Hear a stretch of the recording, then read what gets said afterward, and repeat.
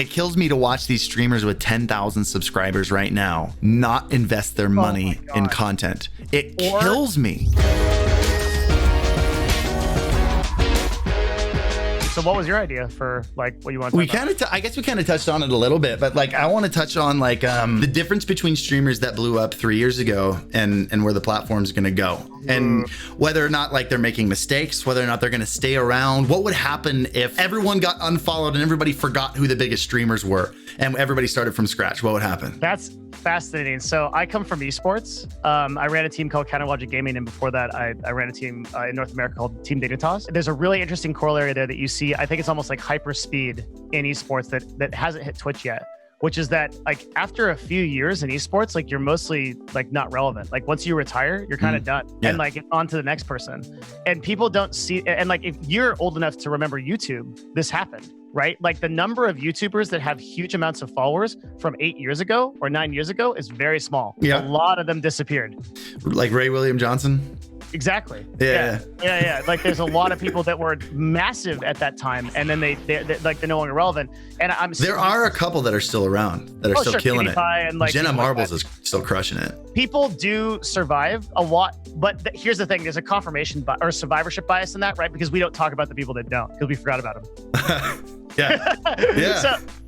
So this is similar to, I think, streamers, that if you look at the vast majority of streamers who had the template that was like, okay, I sit down, my camera's in the left screen, I play a video game, and then I talk to my chat. Like if you look at that, and I've looked at those numbers across the board. Those streams are declining by 25 to 30% per year. Yeah, I brought up some of those numbers in a video once. Like they are all of them. Yes, all of them. Like long-term streamers. It's actually one of the biggest problems we have at our talent agency. It is the biggest problem. All of our people, like Dan's Gaming, Giant Waffle, these are very old broadcasters, and they have an extremely traditional way of doing things, and they're suffering from this because right now, if you want to innovate on Twitch, you need to do YouTube also. I really don't think you can run a Twitch stream and not run a YouTube parallel to it. I just think those one-to-one at this point. And if you don't do those things, you don't change it up, it's so hard for content creators that have been doing this for 5 years and it's been working, and they've had all that positive reinforcement from chat that like they see their numbers, they think it's seasonal, they think it's temporary, like they don't realize it's like, no, like what this is calling for. They don't want to realize it. That's not what they got into streaming for. They got into streaming to do what they're doing. They don't want to. It's not the job they signed up for anymore if they want to do that. Yeah, 100%. I feel like the sort of conclusion of that is sort of the slow entropic death of some broadcasters. Yeah, and then eventually, and I've seen it, man. Like I said, I've been in this since 2012. Like legitimately been in it since 2012. And there are broadcasters that I started out with. They had 1,000, 1,500 concurrent viewers, sometimes even more. And they're streaming to less than 100 people today. And they're still on their full-time schedule every day. Yep, haven't changed anything. Yep. How do you not change something after that much decline for that? They've been declining for like 2 years. Like the decline started 1.5 years to 2 years ago on every single one of them. You look at the graphs, you go on twitchtracker.com, you look up any big streamer, the graph looks exactly the same. They peaked 1.5 to 2 years ago, and it's been a slow decline since every month, and they don't change anything. How do you not change? I don't know, man. I'll tell you, like from working one-to-one with these people a lot, it's exactly what you said. It's that like I have some dudes that I work with that like they play like a certain game in a certain category, and they were really successful at that when there was far less streamers in that category and it was working for them. And I tell them, I'm like, dude, you got to do YouTube, you got to like step up the brand, you got to do guide content, do informational content, anything. And they just don't. They don't like you said, they don't want to do it. They didn't sign up for that originally. There's some kind of barrier. It's the same thing as like what's going on with the trucking industry, right? Like it's really obvious that this is going to be automated within 20 years. We're gonna be driving trucks down highways like that. Like Elon's like your Tesla is going to become a truck, and it's gonna be driving down like what are all those jobs going to do? What about people that are working as like these? They just don't. And you know what drives me nuts? That this data is there and it's so obvious. And once you get down that decline, once you've been declining for 2 years, like how do you turn that around? Your income is at a fraction of what it was 2 years ago. How do you hire an editor? You know, how do you buy camera equipment? You had the opportunity to do that 2 years ago. It's harder to do it now because you missed your window when you were on top. And it kills me. It kills me to watch these streamers with 10,000 subscribers right now not invest their money in content. It kills me. Just blatantly throw it away. So this is one that I give a lot of trouble to, and I got to stop doing this to him because I'm overly harsh on him. But XQC, for example, was at one point giving 60% of his equity to a person who was stealing clips from him. And Asmongold just did this too. So just to call it someone different. So Asmongold literally just hired the people that were ripping the clips from him and gave them like 50% of the channel. And it's like what webcam does XQC use? I don't even. I think he uses like a Logitech C920. Yeah. That guy makes enough money in a day to buy the camera I'm using right now. He could be future-proofing himself, turning himself into an established broadcaster, and hiring people to help put a team around him to be making solid YouTube content and solidify his career forever. You know what messes with me though, Paris? If he thought like we do, would he be as popular? Would he not? He wouldn't be XQC anymore. Yeah. That's what it is. Because if he wasn't throwing up his hands screaming about juicers, I think like he wouldn't like. We know this, but we're also not 20K. Dude, I think if Logan Paul can do it, if Logan Paul can be the Chad who's a 5 head behind the scenes, I think XQC can do it. Yeah. Like, I don't think you have to sacrifice what makes you good on stream. You bring something new to your other content, and you turn yourself into a legitimate content creator while still maintaining your integrity. What you consider integrity on the live streaming platform. It's not that hard. Oh, so interesting. Then why is it that if we look at like the top freaking broadcasters on Twitch, it isn't like classical music like sipping tea? It's just like blah, blah, blah, blah, blah. Like why is that? For how long? But for how long? Yeah, because it happened on YouTube, right? Yeah. Where people, eventually the people with the production quality, they made it. It's not always production quality. I was just using an example with sometimes a scuffed camera works. Like sometimes a scuffed camera is what pairs with your content best. I get that. There's nothing. I'm not going to look down on someone for using a cheap camera when it works with your personality, because sometimes it's not all about the camera quality. But he has enough money to be putting a team of 10 people around him and making good YouTube content, and he's not doing it. Making hundreds of thousands of dollars a month. Yeah, it's when the channel first took off. By the way, when my channel first took off, I put in quotes. The channel within a month went up to, the YouTube channel alone in ad revenue went up to about making $2,000 a month. Mm-hmm. I was struggling because I was streaming 3 days a week, and I was trying to film and edit 2 YouTube videos a week. Everything 100% my own team, all by myself. And I don't like editing. I've been editing YouTube videos for so long, I'm sick of it. And so it would take me 5 times longer than it would anyone else, because I'd get distracted and I'd turn on an anime show or whatever because I didn't want to deal with it. Yeah. And within about 3 months, I was down to making about $1,400 a month. Right, my income had dropped, and that's when I met Sam.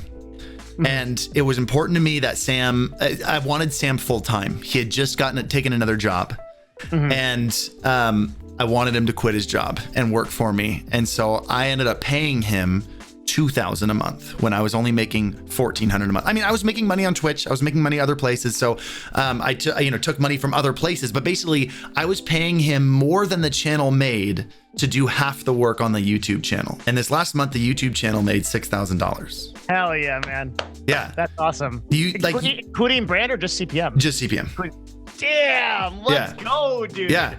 You have to do that. And I actually don't even take a cut of it. Like I immediately, the first thing once the channel hit 2,000, once the channel got back up and I was in the black, I gave Sam a raise. And because I owed him everything. Like he was the reason that he brought us out of darkness. Like that channel was going to die if I didn't start paying someone who was better than me. As soon as we did, I gave him a raise. And like I'm paying him like 3 times what his job was gonna pay him. And it works. And he puts so much effort into it. It's the best situation for both of us.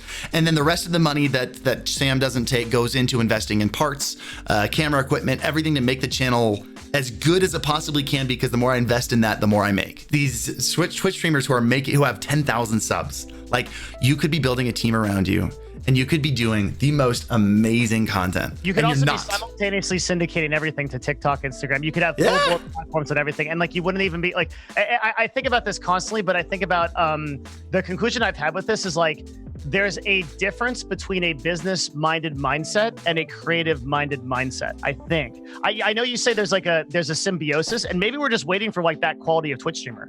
Like that's a really interesting point. Like maybe like in 4 years, that person exists. It's like a person that has a highly creative mindset, but also is a very business-minded individual. And to some extent, we're kind of seeing some of that, like Chat said, Poki, right? Like I'd say Poki is probably the best example. She's fantastic. Yeah, it's like an example of like an incredibly positive person, insanely good monetization strategies, and also like very wholesome, like high ethical being. But like, it drives me crazy, bro, that like I go on to the top of Twitch and I'm like, it's like reacts content. It's like a person sitting there just staring, like literally staring at a wall for 8 hours. Like, it's just like, I'm like, oh my God. Like, and then like, okay, you have that content, you decide to do that. That's fine.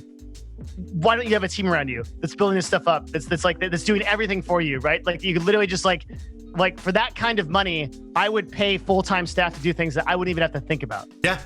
Yeah. Yeah. Oh, yes, that is brutal. And I think about that a lot. And like the few people that do this, I do think it catapults their brand. Yeah. Oh, of course. Yeah. Dr. Disrespect, Pokey, the people that actually do build a team around them and make this a business, they kill it. They kill it compared to other people. Yeah.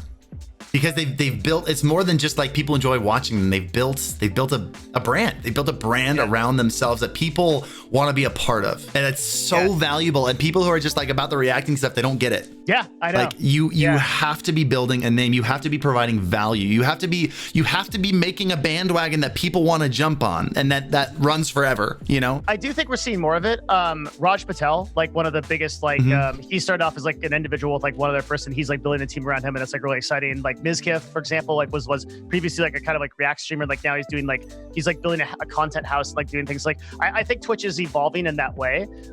What's really crazy about it is that the viewership is endemic to the platform, isn't increasing in proportion to that. So streamers are doing more interesting content and they're pulling more viewers into their streams, but it's top heavy. It's not increasing the viewership for the people at the bottom.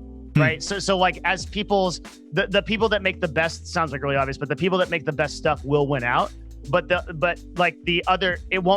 rising tide won't lift all boats, if that makes sense. Yeah. No, I agree. Dude, I think the next couple of years on live streaming platforms are going to be interesting. I'm looking forward to it. Like, I'm looking forward to it.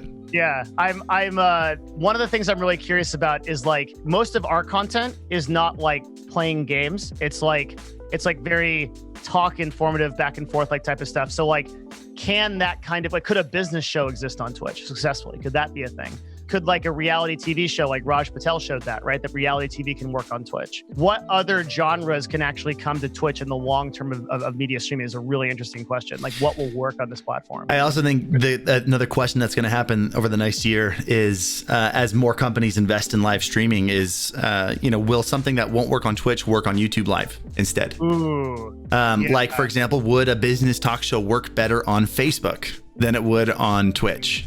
Which right now I would say it might, just based on the audience over there. I think my mind on that. Yeah, that's actually 100% true. I was about to say YouTube, and then no, that's a Facebook thing. Yeah, because algorithmically it would pull more people from that because there's more. Or and I just think the age demographic as well. I think they're more interested over there. I think a lot about shows like Critical Role. Critical Role is the most popular show on Twitch, and they have, how much is it, guys? Like 70,000 subscribers.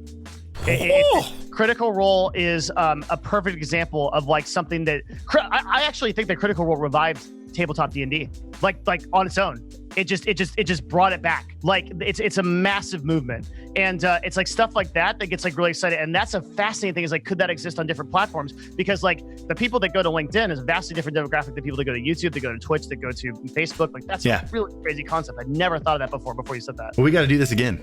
Yeah, dude, I'm down, man. I could do this for a 24-hour stream. You do 24-hour streams. I love 24-hour streams. I love 24-hour streams. Crazy. I have no idea how I've never done a 24-hour stream in 8 years. Yeah. Would it be safe to say that's a common question that you get?